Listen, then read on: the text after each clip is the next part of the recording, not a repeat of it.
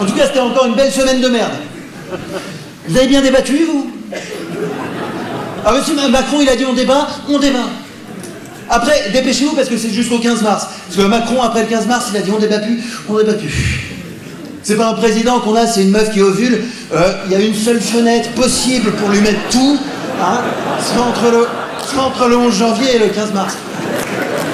Non mais si un mec qui arrive le 16 mars avec une super idée, contre le sida, la faim dans le monde, le chômage, Macron il va dire non, flûte de flûte, saperlipopette, sacre bleu, sacré pan, non.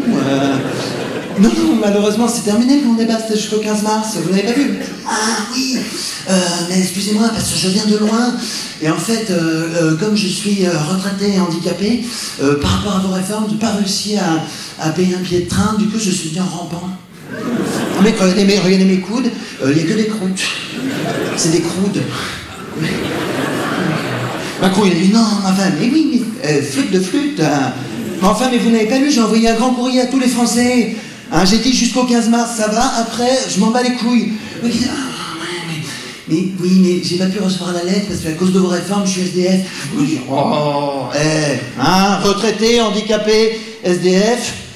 J'en connais un qui a pas bien le sens de l'effort, hein?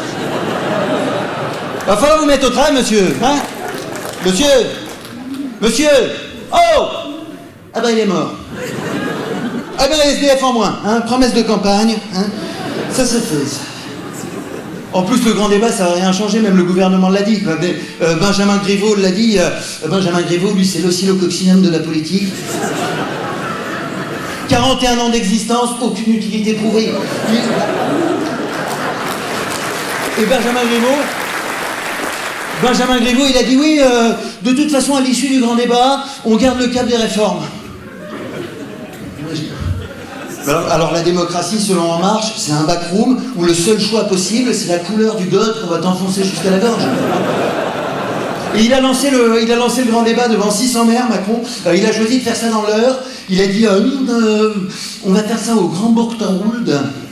Hein, on va être tranquille, hein, parce que les gilets jaunes, jamais ils arriveront à écrire ça dans leur GPS notamment. Franchement, s'il y avait un mec qui vous disait tiens, on va réunir 600 personnes dans une salle et leur raconter de la merde, est-ce que vous iriez?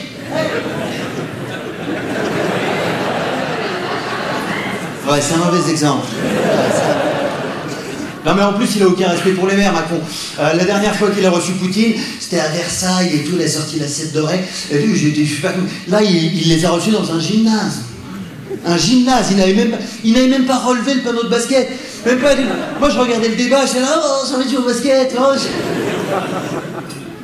je sais pas pourquoi il a fait ça dans un gymnase. Parce qu'apparemment, il y avait Cohn-Bendit qui était invité, c'est son pote, et on l'a pas vu à l'écran, parce qu'il était dans les vestiaires en train de renifler les slips de l'équipe poussine de handball. Donc